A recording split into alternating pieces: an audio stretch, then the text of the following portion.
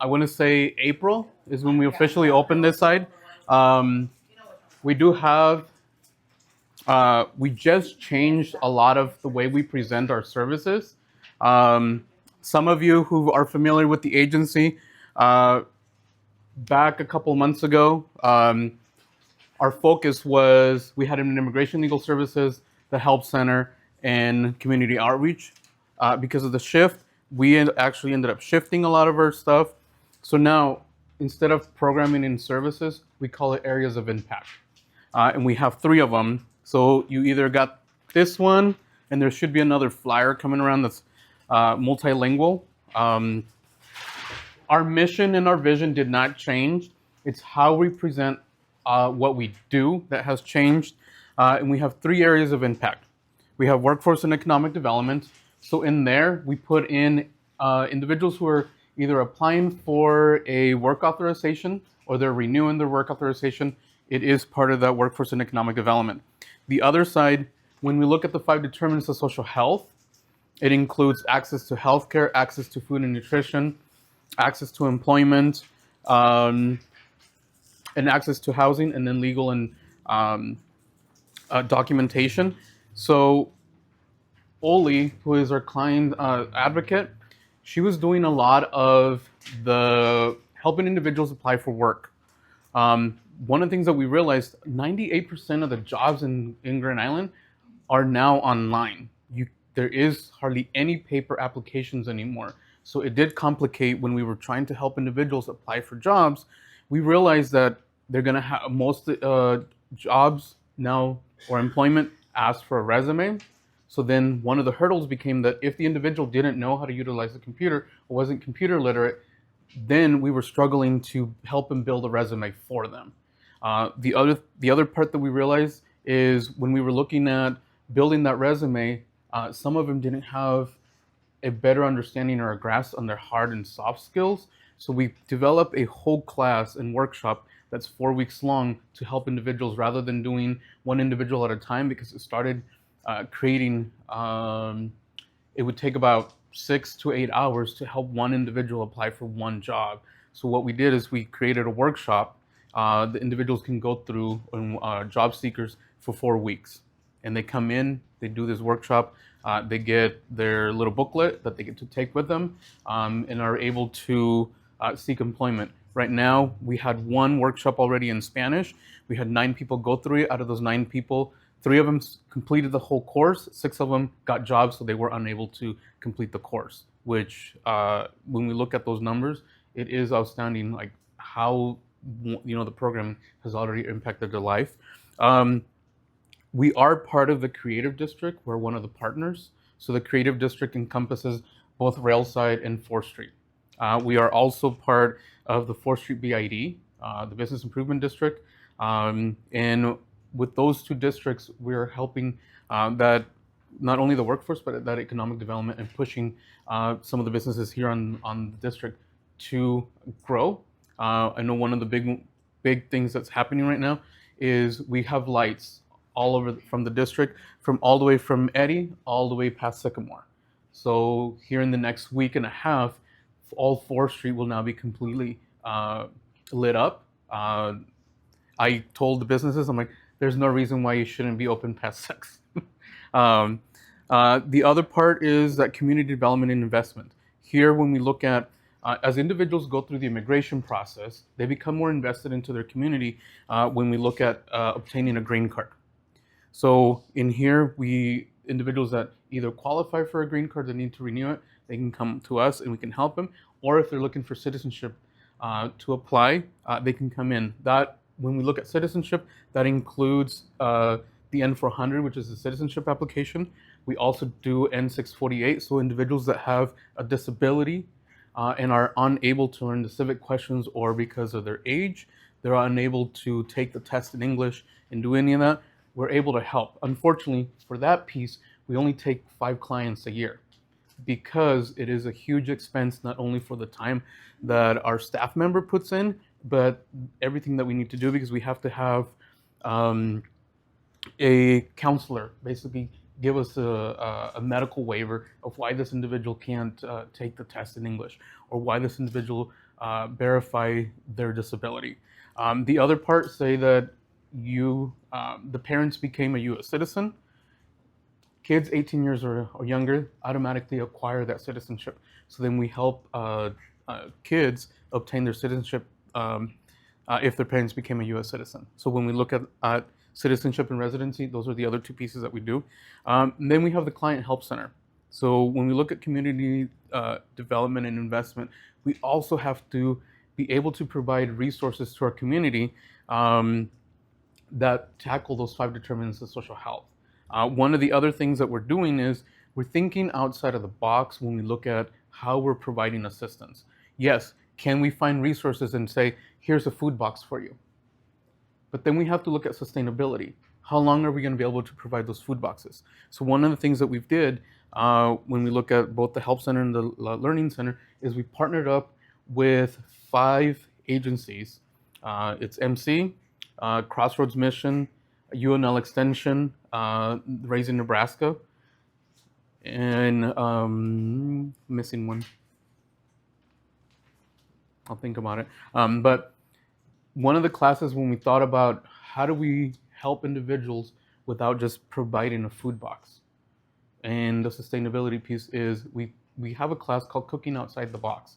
So we're providing not only a food box, but we're teaching individuals how to cook with the ingredients found in those food boxes in our food pantries. Because one of the premises of the work that we do is access to food and nutrition. So providing that assistance does help individuals not only obtain those food boxes, but provide a skill that we hope will turn into a job opportunity. With the Client Help Center, anybody can walk through our door and get access to the services that we offer. So if there's a need or you need to make a referral to our agency, we're able to help them. If we can't help them, we'll make the referral to another agency from the resources that we have. MC Learning Center, like I said, it just opened back in April.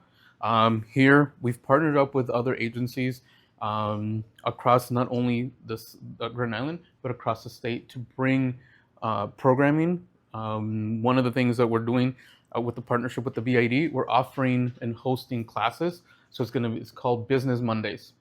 So we're providing classes for the district.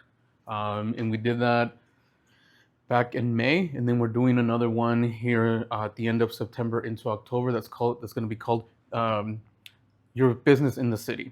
So the city's going to come in and talk about regulations and inspections and what you need to do before you start a business. And then the other one, we do believe in building stronger communities. We believe that as an agency, we need to be that individual that bridges those gaps and builds bridges in our community. And then the last one is community outreach. We do a lot of presentations. We did ramp up all of our community outreach. We've done more presentations. We're doing more events. We're doing more tabling events too. And then we're building those intentional partnerships because, again, the needs are becoming greater, but the resources are becoming less. So how do we build resources and bring resources to our community when we see the lack of funding too? So this is just some of the stuff that we're doing. I am going to walk you through. It is a maze to go through our building, so just bear with me. But we're going to go through it so that way you guys can see the whole building. This used to be a Marvin Webb's office, the architect.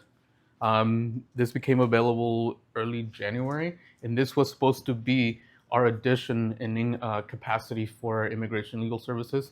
Unfortunately, funding didn't come to fruition, so it ended up being the Learning Center. So, but we're gonna go. Question, I'm sorry to interrupt, but where do you teach the community members how to cook out of the box? So it's over at the Innovation Kitchen at the Raising Nebraska building at the State Fair. So that class is usually twice a month. On Mondays, you could either go in the morning or in the afternoon. You have to sign up because we need to know how many food boxes we have to have that Monday. And they're very robust food boxes that's inside. There's usually protein, pasta, bread, and then vegetables inside of it. Food box is provided. Yes. And then where do we sign up at? Over there? Nope, you have to sign up on our website, and it's usually on our social media. There is a link that you can sign up. We limit it to 20 people for the whole session, so 10 in the morning and 10 in the afternoon. So then that way we're able to provide as much personalized attention to the individuals that are coming to these classes. Awesome. Thank you. So we'll go over to the other side if you want to follow me. Okay. It's a maze.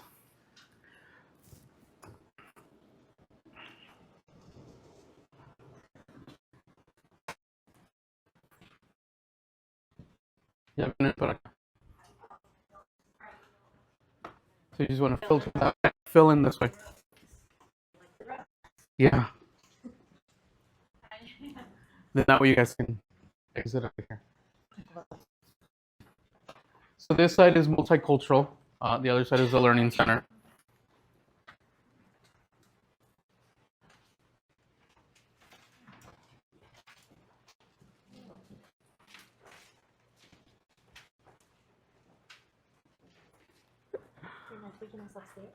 No, there's no way you'd fit upstairs and liability if you fell. We don't need additional liability. But